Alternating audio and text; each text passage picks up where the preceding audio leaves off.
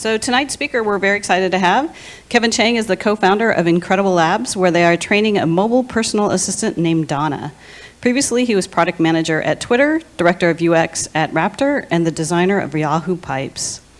Kevin holds a master's degree from the University of College London and is the author of See What I Mean from Rosenfeld Media. One day, he hopes to be able to answer all questions related to design by simply referencing comic strips. So welcome, Kevin. Thank you. Can you guys hear me? Hello. There we go. Hey guys, thanks for having me. How many of you are here from Google? Back row people. I see how it is.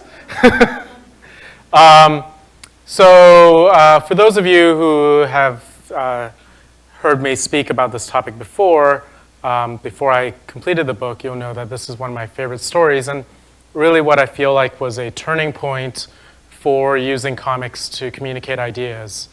So the company I'm going to talk about is Google. So back in a long time ago, 2005 or 6? No, later than that. Anyways, back in a while ago, Google decided to create a web browser named Chrome, which a lot of us probably use. Now, back then, Mozilla Firefox was really the dominant player, and it wasn't like people were going, man, this web browser really sucks. In fact, I think people felt like that was the market leader and web browsers had reached a place where it was pretty good. And you know, the geeks, the nerds, we all loved Google. And it seemed like Google loved Mozilla. In fact, I think Mozilla had an office where they had a Google kitchen and things like that. So there was a really good relationship going on. So when Google announced that they were doing a web browser, everyone was sort of like, what? So when they launched, they were trying to explain why they were doing a web browser. And there was a white paper on this, and there were paragraphs of stuff like this. Once you have JavaScript executing, it's going to keep going, and the browser can't do anything else. It's like 50 pages. No, I think it's like 100 pages. All like this. It's about like a lot of the technical aspects of why do we need a new web browser? And it wasn't like, oh, you know, bookmarking wasn't good or like tabs are not done well. It wasn't about consumer features. It was something a little deeper in technology that Google really wanted to solve to push the web and internet forward. So instead of only publishing this white paper, Google interviewed a lot of the engineers and product managers and designers who worked on Google Chrome. And then they had Scott McCloud, who wrote the book Understanding Comics, sort of the godfather of comics, come in and draw a story about Google Chrome. And the results looked like this. And so you can see here, this is one page of that story where an engineer is describing the asynchronous JavaScript stuff that that excerpt was describing. Or more accurately, this particular frame kind of described that really well, where they personified the browser, and the browser is like, just call me when you're done, and JavaScript's going off and doing its own thing, and the browser is not waiting for JavaScript, and that's how they're representing that here. So I interviewed the product marketer at the time of Google Chrome, Anna Christina Douglas, and she said, comics let us illustrate what was really happening with the technology in an abstract and digestible way. If we just had a white paper, very few people would have read it. True. And in fact, I don't know if it was deliberate or not. She claims it was an accident, but the comics actually leaked earlier than the white paper, and it caused a lot of stir. A lot of people, and it came out before Google Chrome itself came out by something like a day, and everyone read the comic. Smart. So that's what I'm going to talk about, is using comics to communicate ideas, whether it's to your customers, to potential customers, to your peers on your team, or to management, or to your clients. This is about how comics might be a tool that you should consider. And this is the book of the same name. By the way, if you follow me on Twitter, I claimed that I was going to bring books, and then I knew this would happen. I forgot to bring books. Sorry about that. OK, so at any point, if you guys have questions or afterwards, you can contact me on Twitter. And seewhatimean.org is where the book is. So first thing is, you're here in a talk about comics, and you're like, I hope I'm not going to have to draw. So what you're going to need is a notebook or paper and a pen or pencil. So if you have that in your bag or something, now's a good time to get it.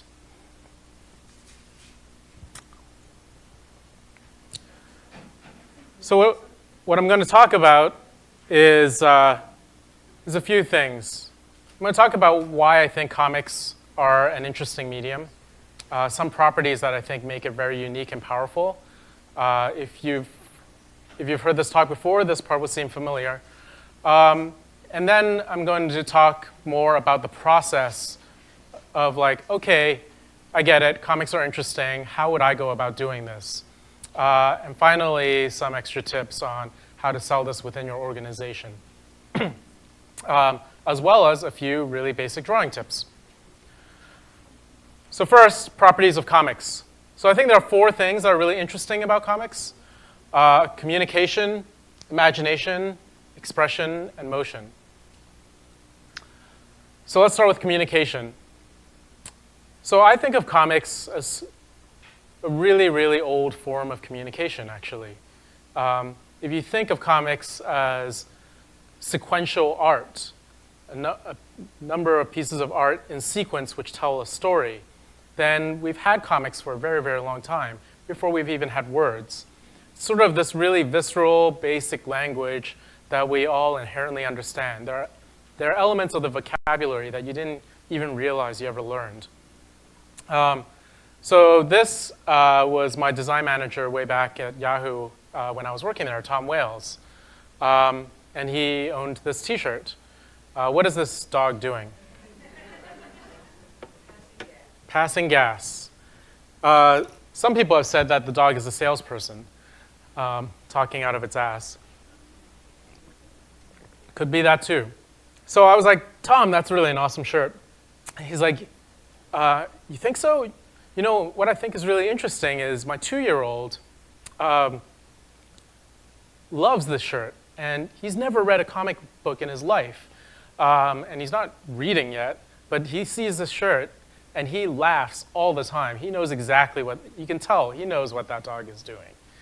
And I'm like, yeah, that's actually not that surprising. There's just something about the visual language of of comics, things like speech bubbles, where you inherently understand them. And there are different elements that, without any words, you can sort of see what's going on. You can tell there's lines that are saying the alarm clock is moving or making a sound. You can tell that squiggly lines sort of mean anger, or a lot of squiggly lines mean a lot of anger. And this is, I think, also why comics translate so well. So those of you who are comic fans, you may have heard of Tintin or Asterix. And those are comics that have been translated into literally hundreds of languages. And I think that's in large part because so much of what they're communicating is through the art and through the vocabulary there. The second piece is imagination. So I think comics have this interesting aspect where they're able to take away details that you don't need, which is incredibly powerful, especially when it comes to design. Because a lot of times what you want to do is help the person focus on what's important while you're trying to evaluate that thing.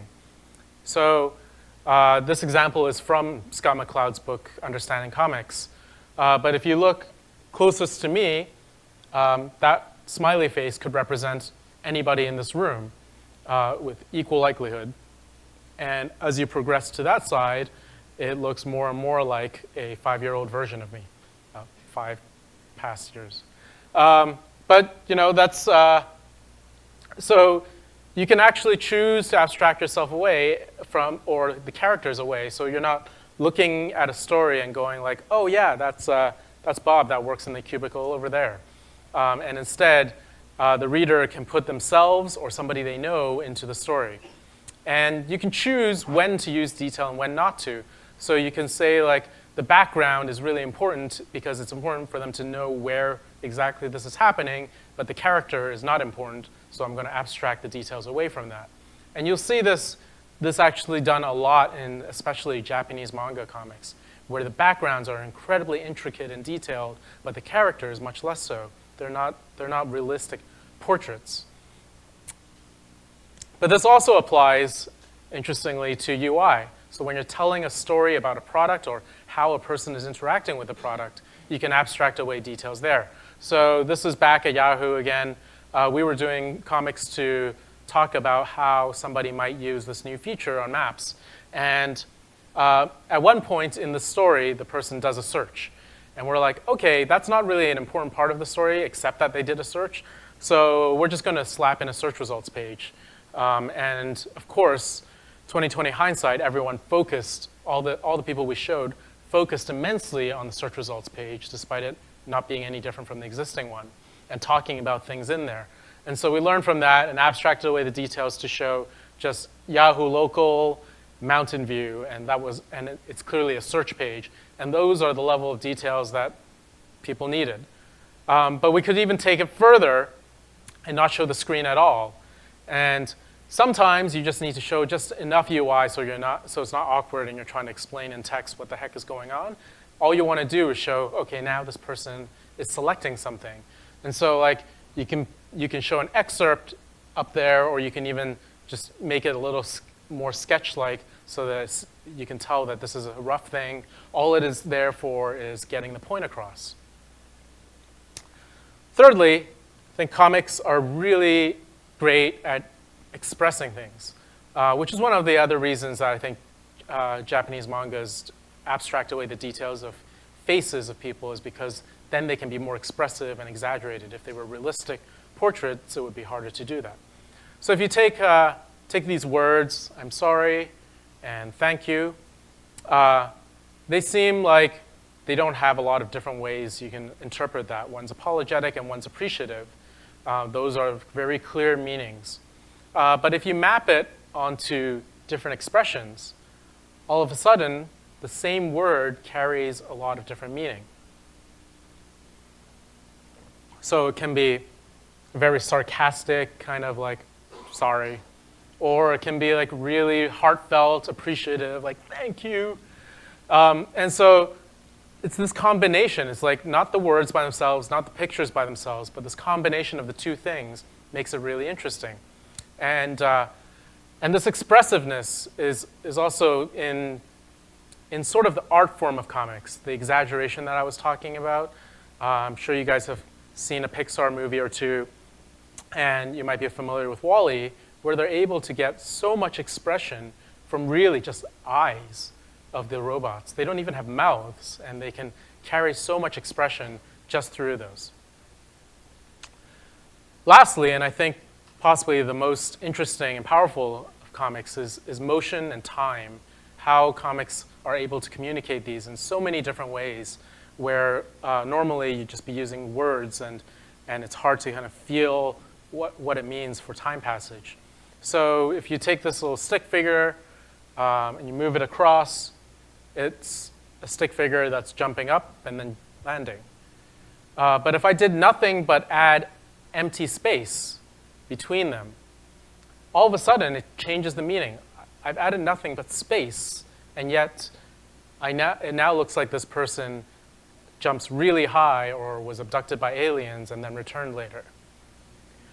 So you could say, like, okay, that's just like some frames in the animation. Each of these is an equal segment of time. But even the length of the panels, the boxes, can have meaning. So I could just do one really long box, and that also means a lot of time has passed. Or I could just show the same thing over and over, and it means time has passed. So here it's like somebody's typed something, and then there's a pause, and then there's a pause, and then something comes back. So clearly they're not typing into Google, right? And depending on the context, the water droplet here shows it's the same thing, right? I'm using the same mechanism, and yet you feel like this time passage is much slower. And then you could also use context within the art itself to show that time is passing. Repetition also works within the same panel. So if you've seen The Matrix, Matrix actually used movies as a whole, use storyboarding / comics all the time to save on costs before production and to really get the point across of like, how is the shot going to be, what's going to happen, and really get that across before any kind of production starts. If you watch any kind of making of for Pixar, it's incredible what kind of amount of storyboarding they do and the number of iterations they do. In particular, I really enjoyed the making of, I think it was The Incredibles or Iron Man. Iron Man's not Pixar, but both of those have really interesting making ofs where you could see like mountains of Post-its or larger, but basically little sketches that they're doing for the storyboard, and then they just throw that out, and it's just like mountains and mountains of it. So anyways, Matrix used a professional comic artist by the name of Steve Skroce. He draws things like X-Men and stuff like that. Anyways, so he did these amazing storyboards, and here is the dojo scene where Neo does this backflip to dodge Morpheus. And it's not like when you're reading this, you go, oh, wow. And now in the dojo scene, Neo has learned to clone himself. No, you can see that you read this and you know, okay, that's representing Neo's movement, even though it's all within one panel. So those are some of the properties that I think make comics really interesting. It's a really base level of communication that a lot of people just inherently understand. You can take away the details that don't matter so that people can focus on what's important. They're more expressive than words or pictures on their own. And they communicate time and motion in a very unique manner. But probably the most important or interesting aspect of comics that really draw people's attention is that they're sort of fun. They're just fun to read.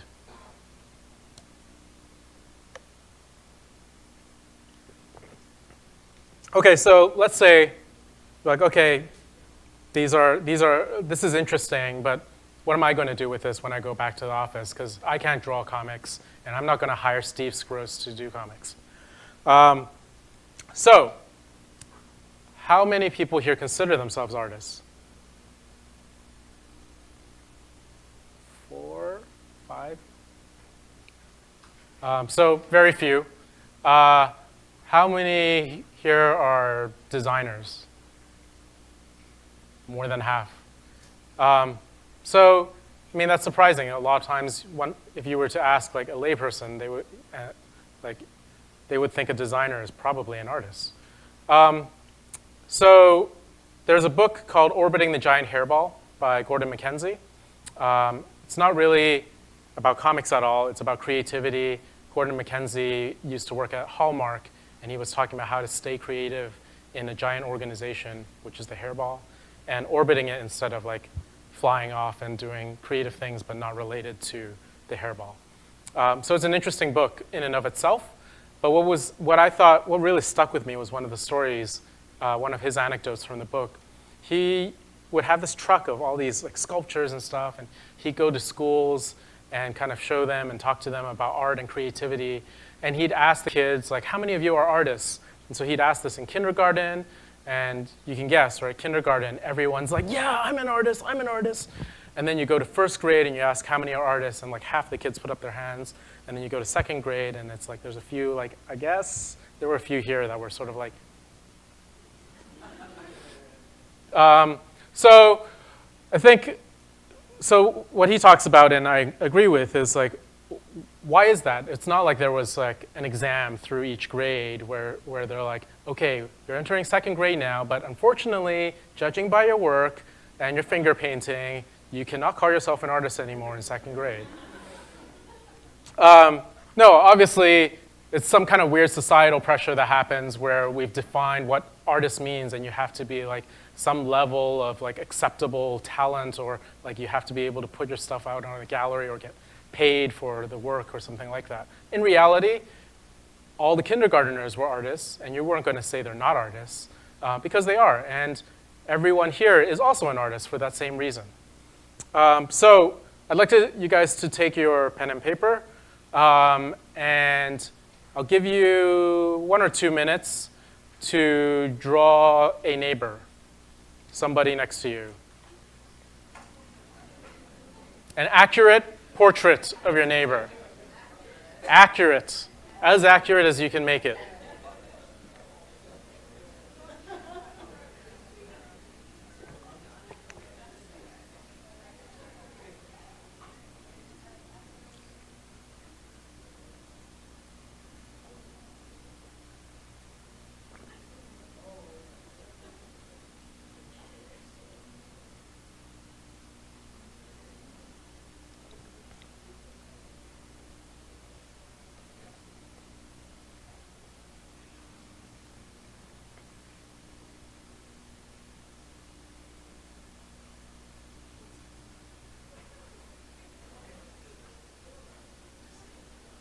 Okay, maybe another 20 seconds.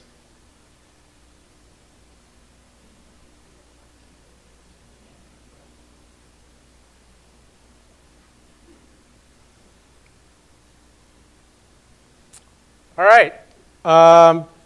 Before you do anything with that, next to this incredibly accurate portrait, I'd like you to draw a smiley face.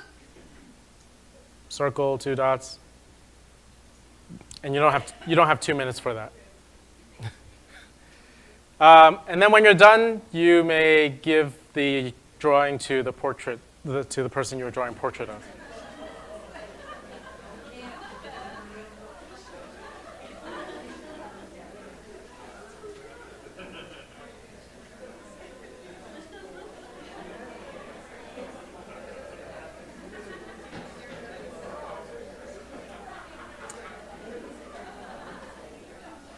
All right, so how many people apologized as they were handing it to the person? You'd be surprised how much that happens. Okay, so regardless of how your first one turned out, much like what I was saying about the example with Scott McCloud's Understanding Comics, the smiley face is a perfect representation of the person that you were drawing. And that's really all you need a lot of the times when you're using comics to communicate. So if you can draw basic shapes like these, there's a lot you can do with it. And there's a lot of the message that you can get across. And if you can draw smiley faces, there's a lot that you can get across. So what I'd like you guys to do is actually draw this guy.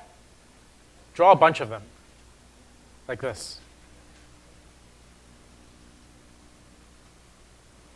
And then try drawing different mouths, different mouths on each of the smiley faces. See what you can do with it.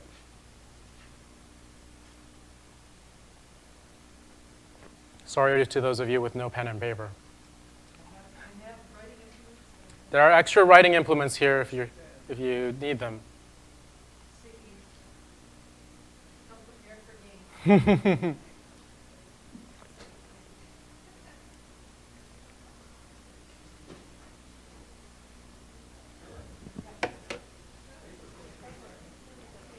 I have an extra pen too.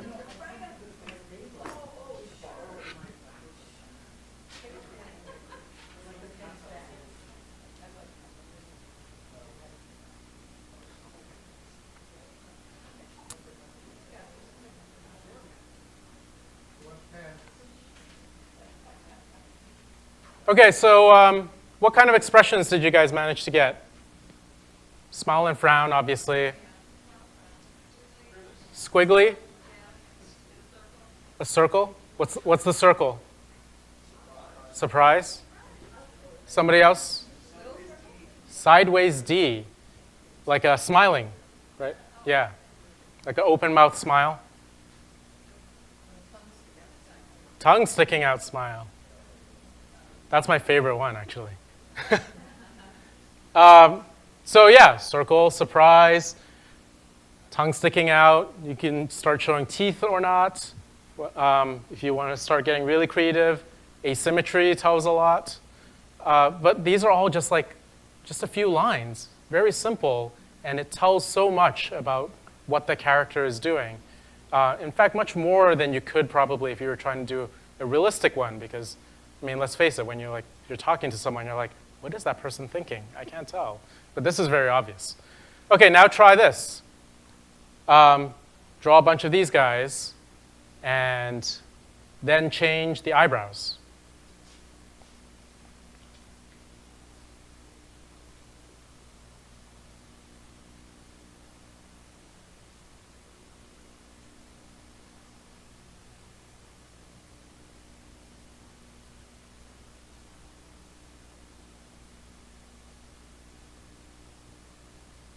What do we get?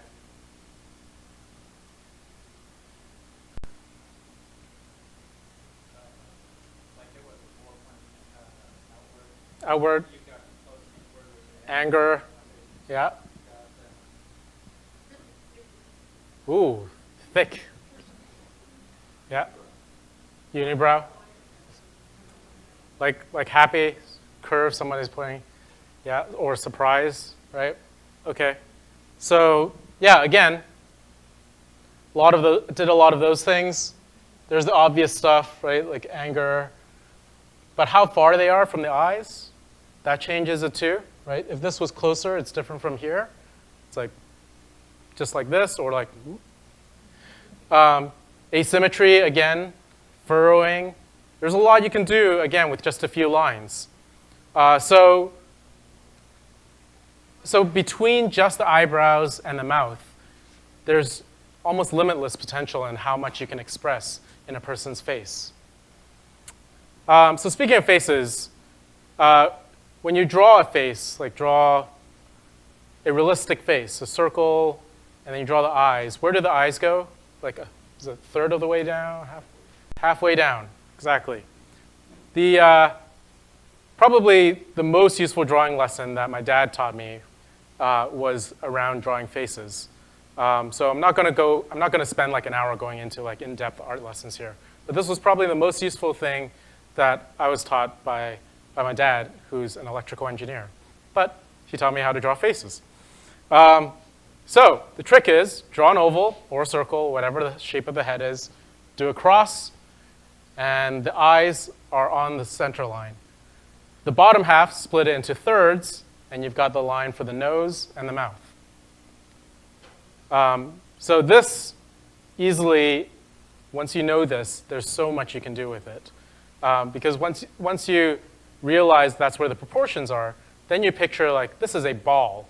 This oval thing is actually round, and I'm going to move this ball around, and the cross moves with it. And that lets me draw all sorts of different things, all sorts of different angles in terms of like where the person is facing and things like that. It's pretty amazing. And then, of course, you learn these rules so that you can break them. So once you get comfortable playing around with that, then you can play around with different shapes of balls, and you can deliberately move things up or down off the proportions to exaggerate things. If you want like a big chin or whatever else, move the eyes up. Also interesting is that you can do similar things with bodies by measuring proportions with the head. So like 2 heads are roughly the chest, and then a head is like the hip area, and then 3 heads for the legs area. I don't really like follow this as strictly as I do with the head shape thing, because it's much harder. People are rarely kind of just standing here. But interesting to know roughly those proportions. But stick figures can do a lot. Just with stick figures, the body is also expressive. I said that Wall-E did a lot with just the eyes, but in reality, it was actually also the eyes and the body, right?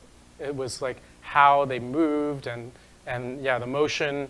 So whether you're leaning forward or leaning back, these things express a lot about the character. And if you want to, and you absolutely don't need to make use of comics, but if you feel like it, you can start with these as the skeletons, and then basically add meat onto the skeletons. And you can choose kind of what kind of smiley face you like.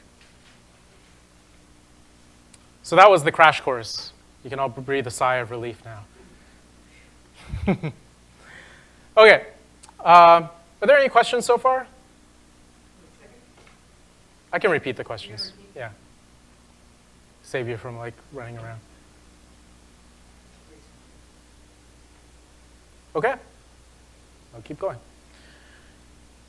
But feel free to put up your hand if you have questions as you think of them, or jot them down and we can cover them later. All right, so great. Maybe you're a little less afraid of drawing now, and you know that comics are an interesting medium. How do we apply this to a process? How do we apply this in work? So I have a process that I use, and you don't have to strictly follow every step. Just as in design and product development, there is a process, and depending on the context, some things make more sense than others. But I'll give you all the steps, and then once you know them, you can choose what makes sense for you as you go. So the 4 steps are figuring out what your comic is about, then writing the story in script form, laying it out, so figuring out like what are the angles and such, how am I going to format this, and then finally, if you need to refine it further, polish the drawing of it. So what your comic is about. This is probably the most important step. Just as when you're doing product, it's very important to decide what are you trying to accomplish. So you need to figure out things like what is the goal of the comic? Who are you trying to reach? Who are you trying to sell to? What do you want them, what opinion do you want to change or inform them of after they've read the comic? How long the comic is. By the way, this is not the order you have to figure it out. You just have to figure out these things. How long do you want the comic to be? If it's a longer comic, like the Google Chrome one, which was like 20 or 30 pages in book form, that's telling a different story than something that fits on the homepage of your company. Who's the audience? Of course, that matters because what you tell in the comic will depend on who the audience is. And finally, what is the use case? Assuming you're doing a comic about a product, what are the primary use cases for the product that you want to communicate out there? So some examples. This, when I worked at Raptor, it was it's a video game social network that tracks when you're playing video games and you can tell your friends and things like that. So this was our comic, and the purpose of it is marketing. Therefore, it was going on the homepage, therefore we knew like the length was going to be short, and we focused on one use case because we can only fit so much of a story on the homepage, which is I like to play video games with friends, and it's a pain to like try to coordinate when I'm playing and when they're playing, and next day you're like, oh, you were playing? I didn't even know. So this was the use case that we focused on. And then this is Google Chrome, the physical copy. And for them, the audience was actually mostly developers, but it was slightly broader than that. They wanted to appeal to anyone that was kind of technically inclined and interested. And so they created a longer form comic, and they knew their audience was going to be a bit more technical. So the contents of it are not about features, but about architecture and decisions. This is another long form comic. This is from the US Navy, and it's Japanese manga in Japanese because there was this aircraft carrier, I forget the name of it now, that was basically going to be docked in a Japanese harbor for a year. And they wanted to explain why they were there. So they came up with this brilliant idea, which seems crazy and stupid.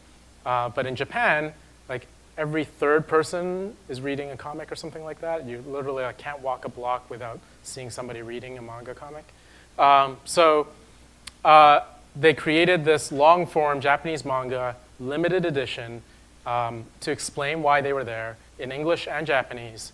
And there was literally a line around the block when it was released because people wanted a copy of it. So that's definitely taking audience into consideration as well as the goal. Again, with audience, so I'm sure most of you have read Don Norman's Design of Everyday Things, and he talks about mental models.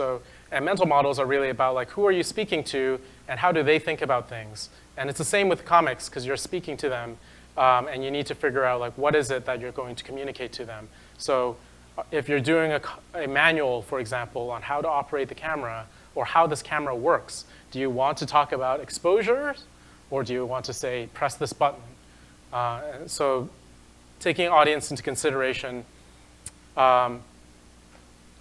And a great example of somebody taking audience into consideration is, of course, Apple.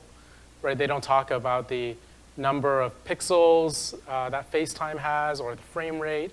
They talk about, they know their audience, and they talk about, like, you can see your grandchild across the country through this wonderful magical box.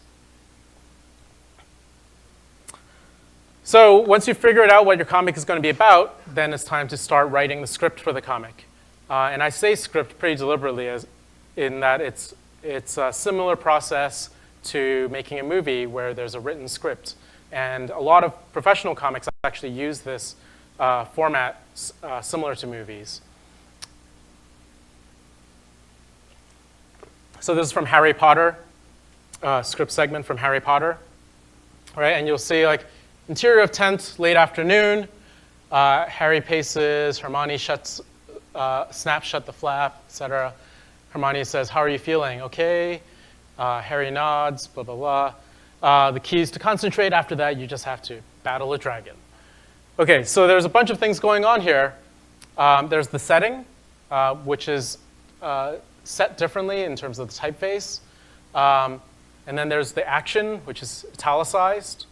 There are the actors who are bolded, who is speaking or who is doing what. And then there's the dialogue. And all of these are things that you have to consider when you're talking about a comic. You have to say, where is the story in this comic taking place? So if somebody asks you, like, hey, where are you? These are all things you could say, right? But the context matters, and what the person is trying to, the information that the person is trying to get matters. So you need to know, like, what is the information they need and to communicate that level of detail. So also when it comes to setting, there are all these other questions. And you have to decide, do any of these matter, right? If it doesn't matter, then you don't need to worry about including it in a comic. But you want to make sure that the reader knows where this thing is happening in as much as it matters. Maybe you're doing a story. All it is somebody in front of a computer. Then it doesn't matter what city they're in. It doesn't matter if it's day or night. But if you're doing a comic that's about, let's say, how Shazam is awesome. You guys know Shazam? Pull it up and you can identify what song is playing. Well, one of the great things about that is it works in really loud environments too. Therefore, it's important in your story to place the setting and illustrate that it's in a very loud setting. So you have to look at all these and go, like, which of these are important that I need to communicate to the reader right off the bat? So here's another example of that, where both of these, imagine these are the first panel of a comic. So you could say, that'll be $5, please, and you can tell, like, what's happening is a financial transaction, it's a cash register, and that's all you know. It could be a clothing store, it could be anything. But maybe it's important to know that it's at a coffee shop. Then you might start the scene of the comic with the exterior of a coffee shop. Dialogue matters. You have to decide, what are the characters going to say? This is from Yahoo again. I'm not sure if you can read that, but it says, man, there is so much to do in Downeyville that I will need to create several collections of points. So the product we were building then was the ability to make your own maps, on maps. So you could like create, your road trip or like a map for where are interesting places near your wedding and things like that. And so this was one of the use cases, was creating a trip. And this was George. Our character's name was George. And this was the dialogue that we put in there. And then we showed this to potential users. And we got a lot of feedback like, wow, his girlfriend must be really mad at him. Or like, wow, that guy seems really anal. And it's because, the dialogue is just not very realistic. So unfortunately, we gave him a name henceforth.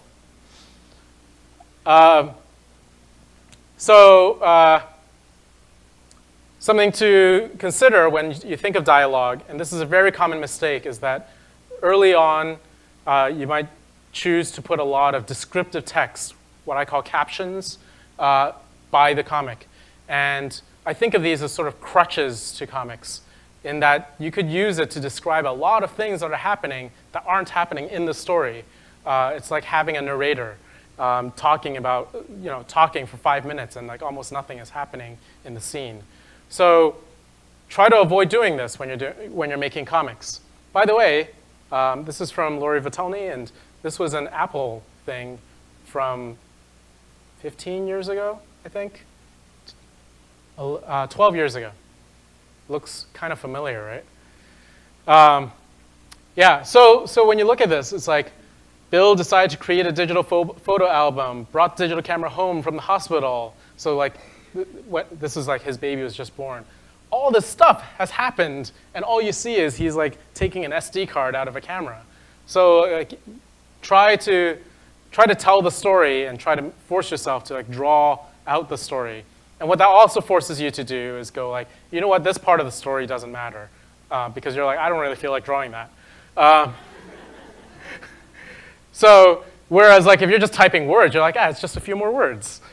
So it actually acts as a nice inhibitor that forces you to go like, what is really important? Because there's just enough effort for you to go, okay, that's not worth it. The next part is the part that you probably would need most practice in. It's laying out the comic, is deciding like, how do you illustrate it? Now that I've got the story, I know like frame one, this happens, then this happens, and they say this, and that happens. But okay, how do I actually like draw this out?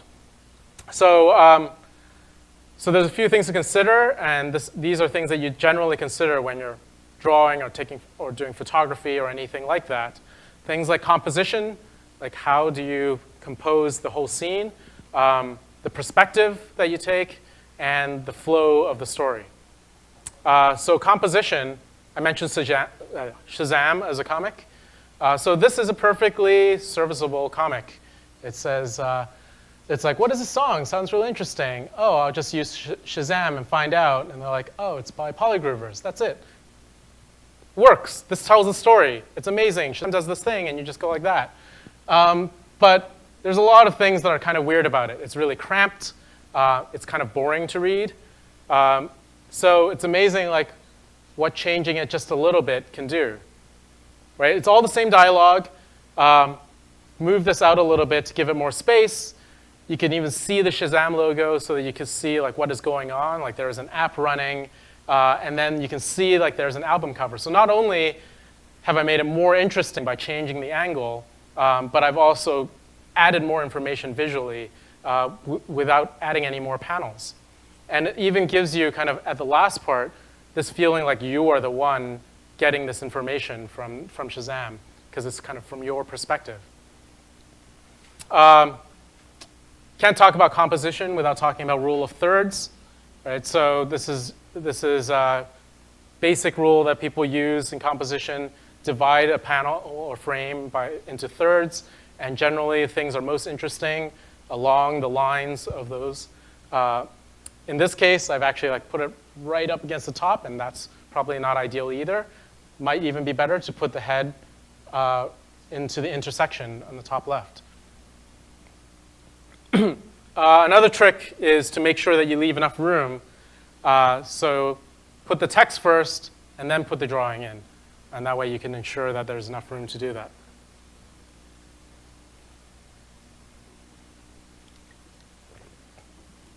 Okay, so perspective. when you think of looking in a panel in a comic, it's really just basically like a camera. It's like a camera angle. And so I like to think of it that way, where you're deciding what are we looking at when I look into this panel.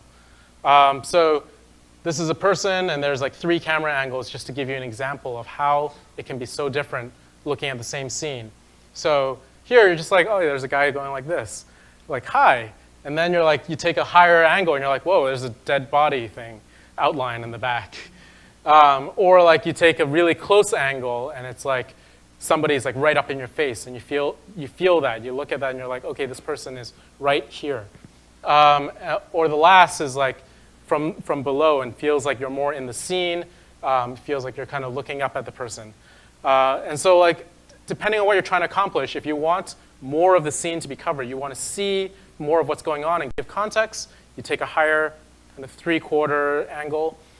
If you want to feel like really emphasize something, you can do what's called an extreme close-up of something, like a face or a phone. And if you want to feel like the person's in the scene, you take a slightly lower angle. This is a little dramatic, but you can take a slightly lower angle, and that tends to give the reader a feeling like they're in the scene. And the last piece I was talking about was flow. So this is a comic where this person's receiving a phone call from mom, which sort of gets the point across, but there's sort of a disconnect, right? You're like, what exactly happened here between this and that? So you need to consider, as you're building this comic, how each panel flows to the next one and whether they actually connect. So you could do things like adding cues to show that something, to lead them into the next thing. You can show the face of the person to also lead it. And this is actually also an example of something where the flow is still broken, because these guys are walking this way, and then the next panel, the head is over on this side. So you're like, wait, what just happened there? So even those sorts of things of like which direction were the characters facing makes a difference in terms of how easy it is to follow the story. Okay, and then the last piece is drawing and refining. Hopefully you can tell from like the things I've been showing, some of the stick figures and things like that, a lot can be communicated with just stick figures, and you don't actually need to refine them. But depending on what you're using it for, maybe you want to. Maybe it's for presentation, maybe it's for marketing purposes, or maybe it just needs to kind of match your brand a little bit better. So if you need to do that, there's actually a lot more you can do, a lot of tools you can use. So the first is the way that I learned to draw, which is to trace. If you need to communicate something, you need to draw something, just take a photo and trace it. It works remarkably well. You can also use different tools to generate the graphics you need. When I was at Yahoo, there was a team, I think it was mobile, that decided to use Yahoo avatars to create a comic. So Yahoo avatars still is a product where you can customize this anime version of yourself with backgrounds and stuff like that. And so they used that, and then they created a comic. They just added speech bubbles to it, which I thought was super clever. And so out of curiosity, I went to Yahoo avatars to see just how flexible it was. So I found like I was able to create like regular Kevin and skater boy Kevin and depressed New Yorker Kevin and Mac Daddy Kevin. So that's interesting, but then what happens is like, what if you need a scene that it doesn't have? And then you're stuck because you can't draw in the same style. So I would say use those with caution, but what you could do, again, is use these as a starting point to trace. And you're going to see a theme here. This is a set of templates that Bryce Johnson, a designer, created out of toys. And basically, he like posed a bunch of toys and added speech bubbles, and he has a whole Flickr album of these that you can use to create your own comics, which I thought was brilliant because it has that perfect like it's photorealistic in a way, and yet like it doesn't have the detailed expressions because the characters are basically cartoons. So I thought that was really cool. Of course, I guess it would be a little bit hard if you wanted a frowny person at the desk. And then there's Photoshop, yes. There's Martin Hardy created at the time, Sun Microsystems created this open source set of templates called Design Comics.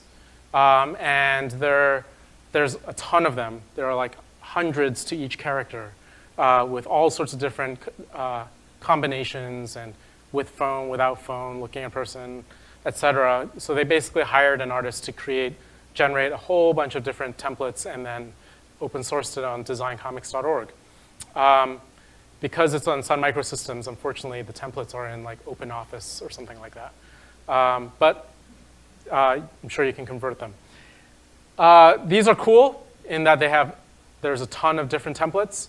I do have one issue with them, which is that they tend to be a little too realistic. And so that whole thing we've just been talking about where you're drawing smiley faces and you can tell the expression very easily and you can abstract away the character, it kind of loses that.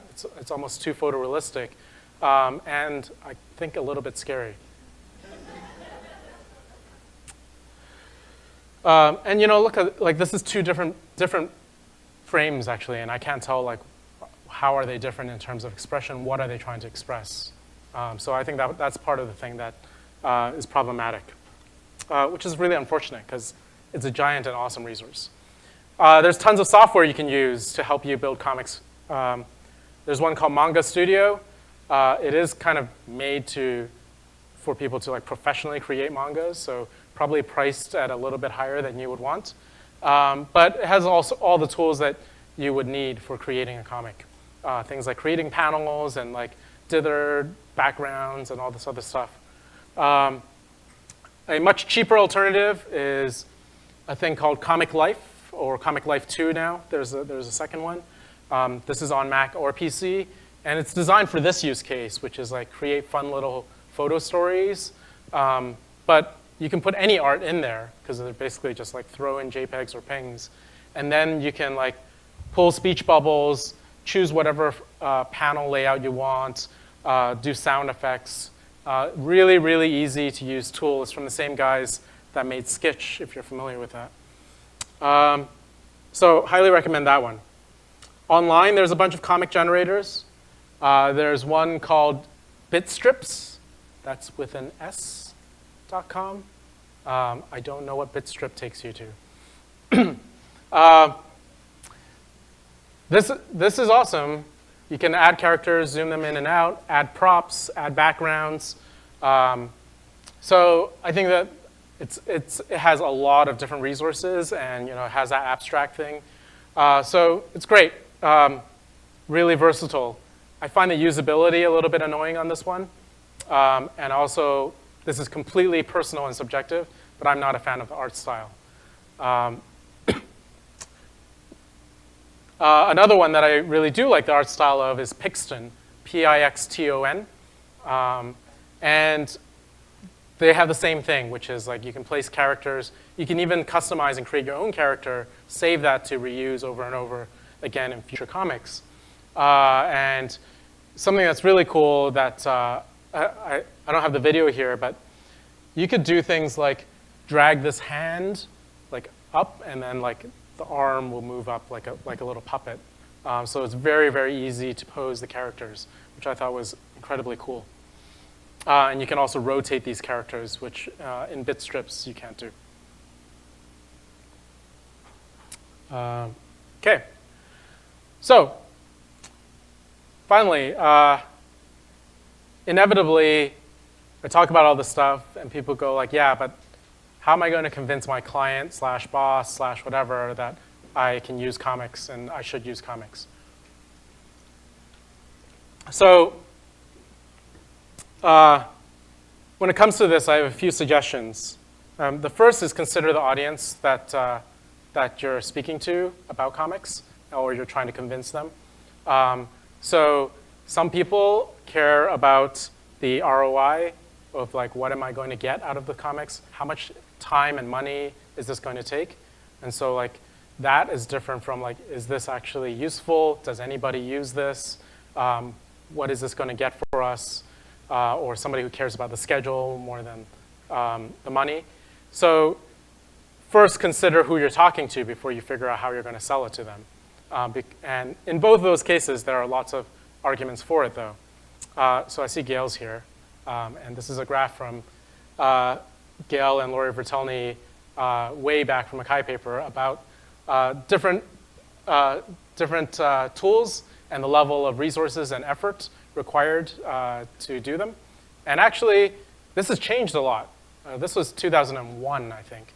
And this has changed a lot in that a lot of the things down here have shrunk a lot in their bar in terms of number of resources or amount of expertise you need. Nevertheless, comics is way down there in terms of amount of effort. And so like, it's very easy to convince somebody like, look, it's going to take basically 2 or 3 days to do this. It can't hurt. It'll help us really define the vision of the product. We can put it up on walls. Everyone's going to have something that they can look at where they're like, this is the experience we're building, which is very different from saying, hey, let's hire like Lonely Sandwich and come and film a high-res video, super polished video of like the ideal experience that we're building. And you can also use comics in a way that's different from plotting the future, but instead documenting the present. So I started a company called Incredible Labs, and we make a product called Donna. And Donna is an iPhone app, and she tells you when to leave to get to meetings on time, and a bunch of other things. But as it relates to this, what we did was at an offsite, we actually got together, and I said, what is it like to go to a meeting right now? Like when you have to leave to get to a meeting, what is that process? And so we drew it.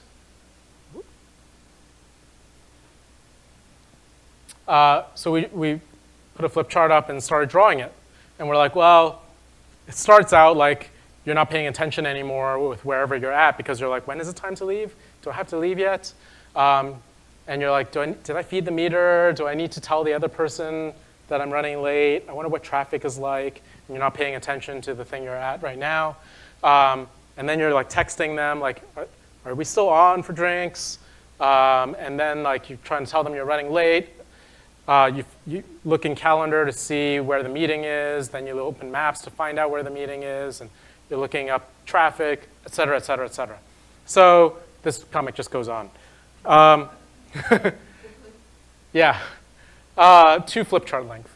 So then what we did was we took little Post-its and we said, these areas suck. And so all of these, the pink and blue ones are like, this sucks. Like, this experience sucks. It sucks to have to do this. It sucks to have to do this. And so we stuck these stickies all over the story. And then the green ones are, this is how much we think technology that we can build will solve this. And so like, if it's overlapping, we're like, we can solve this completely. If it's like a little bit far away, then we're like, no, we can sort of solve it, but not completely. And so it was a really interesting map and tool for us. And this takes like an hour or 2 of time in terms of like pitching this method. There's no pitching. There's like, let's just do this. And after I did this, I was like, okay, we did this. Now I want to do this for 3 more use cases, and I'm not going to draw a single thing. And everyone was like, at first a little bit, what do you mean? But then after a few seconds, like one of them was like, well, if it's just going to look like that, I can do that. So then we had like all the engineers up there drawing their own kind of use cases of what it's like right now. And you can imagine what this is, how this could be used. And for example, like Shazam that I was talking about, like how is that experience right now? Or how was the experience before Shazam? And that story is like a super painful one. Like, what is the song? Maybe I'll try to remember the lyrics, and then I'll go home and search for it. I know you've done that. And of course, there's validation from external parties, and that's really important for a lot of companies, understandably so. And when we first started using comics at Yahoo, there were very few people doing this. And one of the reasons I said the Google Chrome thing was a turning point is because I started noticing a lot more companies using comics. So you can point to tons of companies. If people are like, what are you, crazy? Who's going to do that? Who does that? You're like, well, these guys do it, right? IKEA and Lego have done it for ages because their manuals are wordless comics. And the reason they do that is so they don't have to translate every single manual. USPS did it for like their marketing and postcards. And eBay has like specific people on staff to do illustration for storytelling and storyboarding these types of processes. And of course, Google uses it. If you search Airbnb Snow White, it's a Fast Company thing, I think, about how Airbnb used comics to communicate like the ideal journey of a customer. So it's really commonplace now, and that may help you in convincing others that it's important. And you can also point them to these articles. I mentioned the Raptor comic earlier. So this was on our homepage, and I fought pretty hard to use this as the quick way to communicate what it is that Raptor does.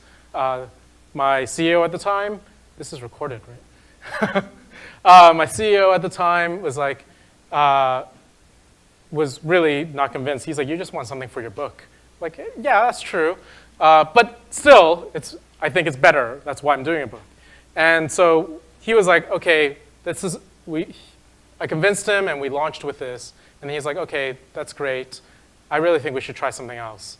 I think we should like highlight the features, I like this other site that does like a kind of rotating through carousel of our features with really awesome screenshots. So we did another version that's sort of like this, and it rotates through and it shows some screenshots of different features. And in both cases, there's a sign up right there on the right of it. And of course, I'm not going to show this to you if it didn't have a happy ending, right? The comic one converted twice as much as this version. So there's data that shows that it can be very, very effective. And there's also science to prove that comics are very, very effective. There's a bunch of different articles, and I mentioned a bunch in my book where they essentially they would talk about like how lightning works or something like that to students. And some students had the comic version, some students had just the text version, and like how well they would perform in the tests like months later and things like that. And there's all these studies that are showing that comics are very, very effective at communicating. And then the last piece, I think maybe most important, is how you communicate about the tool. So whether it's video or comics or wireframes, right? We've all had this experience where we've had to convince somebody like, we should be doing this. We should be doing user research. We should be doing this other thing. And one of the main reasons that you get to do those things is because you actually believed in it and you had conviction behind it. And if you're going over there and you're like, hey, do you want to like look at this comic thing I did? I'm not really sure about it. Like it's this thing I heard about. Some guy was talking about it. That's very different from like going to a client and saying like, okay, so we've reviewed your problem statement and we'd like to present to you some conceptual storyboards about the ideal user experience. Done, right? Like it's completely different depending on how much you believe in the method and how you're communicating that to other people. So I hope you can take that with you too. And the main thing that I like to get across is I'm not a person that thinks of comics as a hammer and everything is a nail. I think of it much more as this is a thing that's existed for a long time. Storyboards have been used in the movie industry for a long time. You saw the Apple comic was like 10 years old. So it's not like it's new either. I'm not presenting something that's completely revolutionary. I'm not saying it should be used all the time. All I'm saying is when you're considering marketing or communicating a vision or a manual or whatever else, and you're going like, how should we do this? In that set of tools, that you consider comics to be one of those options that you at least seriously think about. Thank you.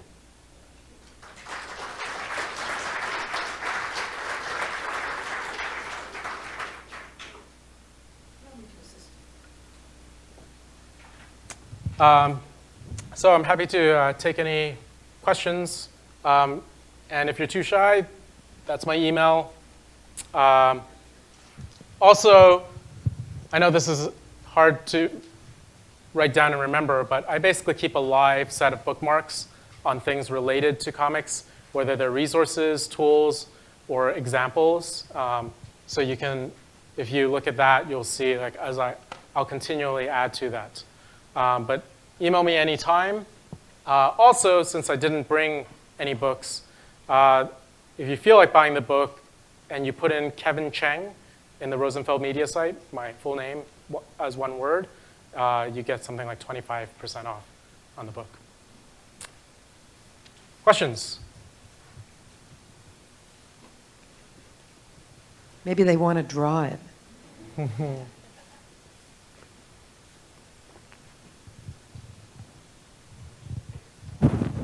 Over here. You got it.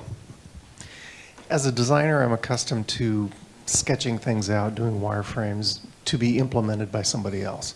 I've done lots of storyboards of, along the lines of what you're talking about. And I can do pretty good stick figures to communicate the basic idea, but then I want to have somebody else do the actual execution. When would you say it's appropriate to have an actual artist come in and do that, as opposed to hunting around for clip art or trying to take the starting points that you had there and manipulate them into myself, as opposed to having somebody who knows what they're doing actually execute it? So why do you think you need to polish it further before somebody's executing on it? I've had the experience of people critiquing my drawing.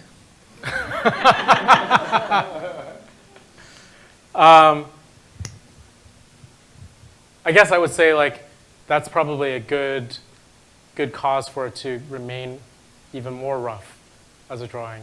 So it's like, yeah, it's deliberately a rough drawing. It's the same thing as wireframe, right? Why do we do wireframes rather than the polished thing? It's because you don't want people to critique the colors and the rounded corners. You want people to be looking at how things are organized first. So with the comics, what you're communicating is the use case, not the actual application at all.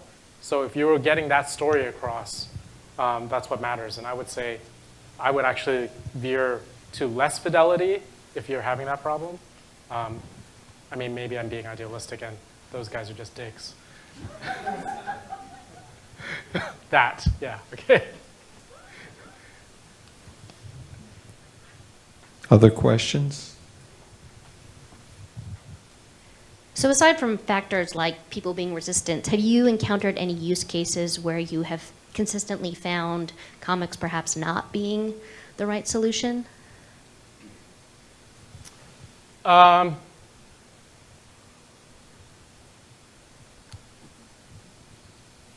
Presentations.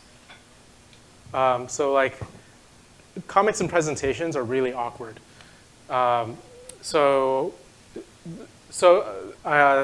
a startup called Food Spotting that actually used a comic to do first customer development to figure, like, the founder went to restaurants and actually like showed comics to people nearby to like get their thoughts on the product before ever building any of the product. And that was awesome. She also used it as part of the pitch, and that's awesome. But like, and I don't know that she did this, but in general, like I was thinking about when I've tried putting comics up on a screen, other than when I'm talking about comics like today, when it's a little bit awkward because you're sort of getting them to read the comic and you don't really know when they're done. And so unlike a video or a graphic, it's a little bit weird where you're like, and here's the story. You done yet? Or it's either that or you're reading it and then you're doing the voices, and that's also awkward. So, so generally, I found that it's a little bit harder to put comics up on the screen. You could argue that bullet points have the same problem, and I'd say, yes, they do. That's why you shouldn't use them.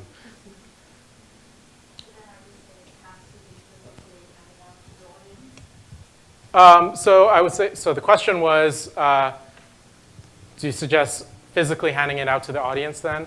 I'd say that that's definitely one of the ways to do it if it was in a presentation. I think that Tufty, when he's railing on PowerPoint, he often talks about like doing handouts to augment the presentation. I think that works.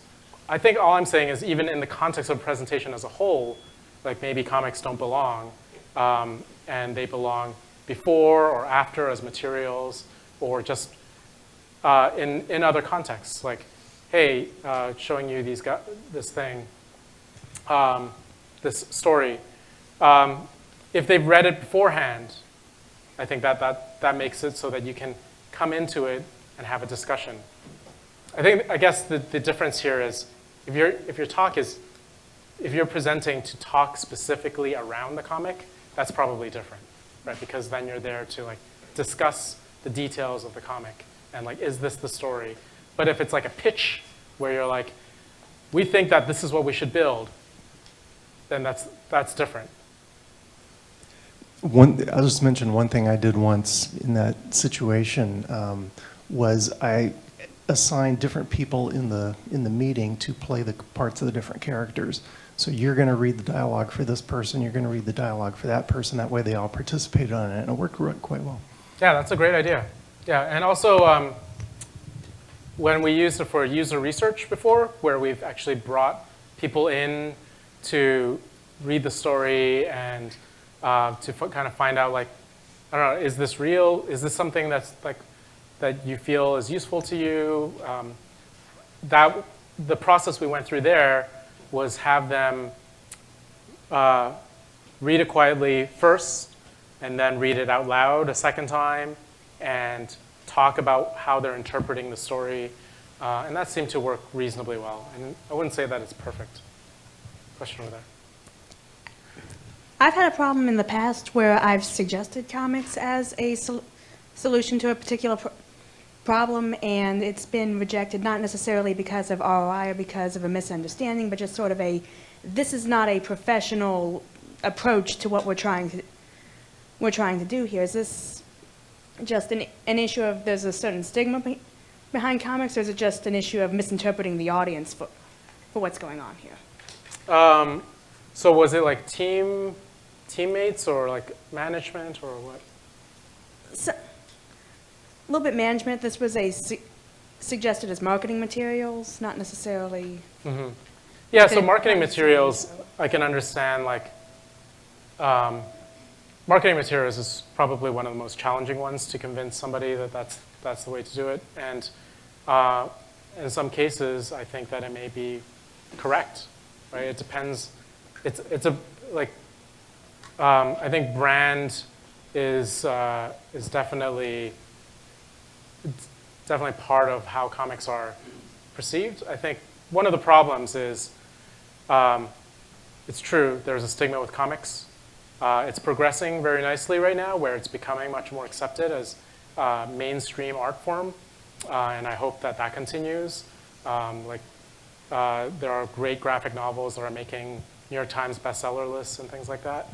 So I think that's definitely part of it. When it comes to marketing, I think there's definitely right now, it's more companies who are more playful that are using that. Though I saw a really expensive clothing company, and I'm forgetting the name of it, and Claire or something, and they have their washing and care instructions as a comic in the inside, which I thought was really cool. And it's like super expensive brand. So I was really surprised by that.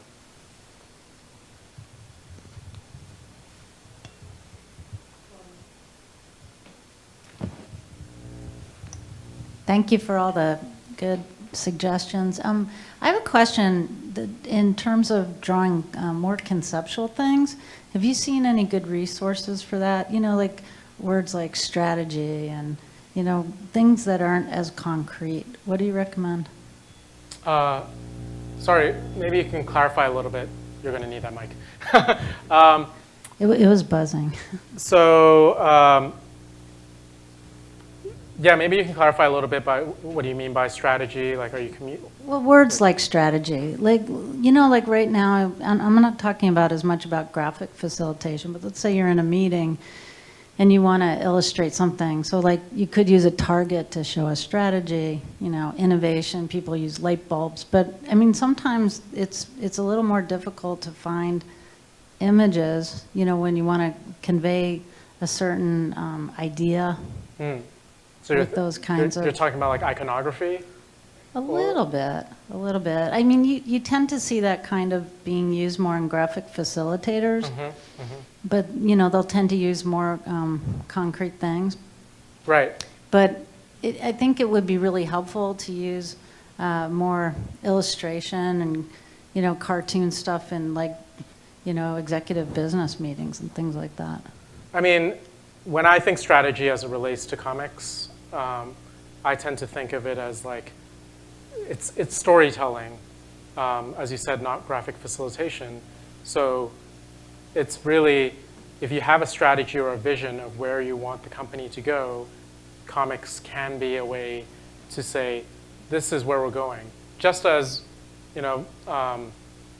videos have done the same for like Sun Microsystems did it, Apple did it with Knowledge Navigator, where it's a video to say, this is where we're headed. A comic can serve the same purpose.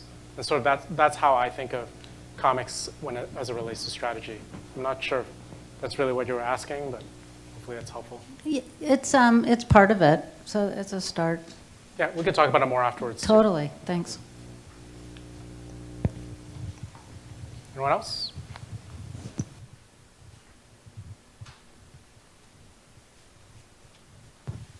Do you think we'll ever see new strips from OK Cancel? It's been a long time. OK Cancel is completely G-rated, so you'll never see nude strips. I know.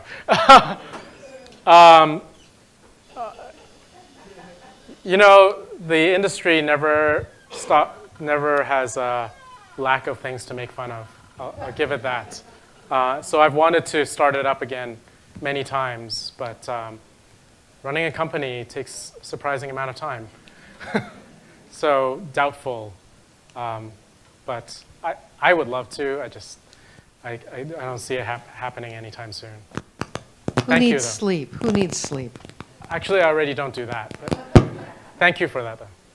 Question there. So I'm a user researcher, and you talked a little bit about how this could be applied in user research, where you could bring in participants, show them a concept, get some feedback on whether that concept resonates with them or not. One of the challenges I'm facing as a researcher is socializing research findings. And the regular PowerPoint decks just don't work. Nobody reads them.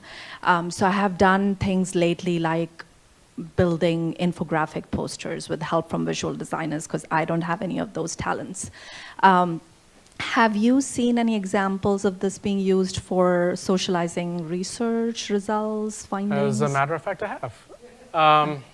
Adobe had a researcher named Evangeline Haughey. Oh, hey! As a matter of fact, she's done that, so you should talk to her.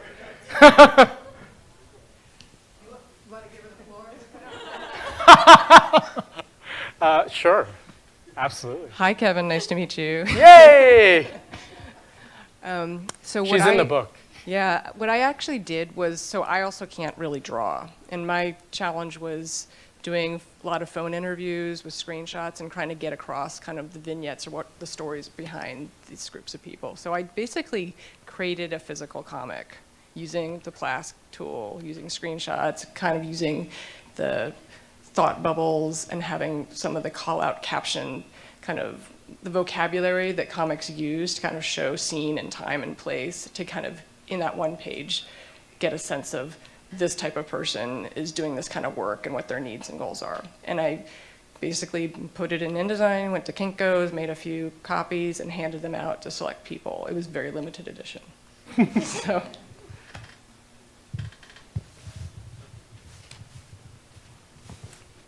Cool. Well, thank you once again. I'll stick around for a few minutes if people have other questions that they don't want to shout out. Thank you.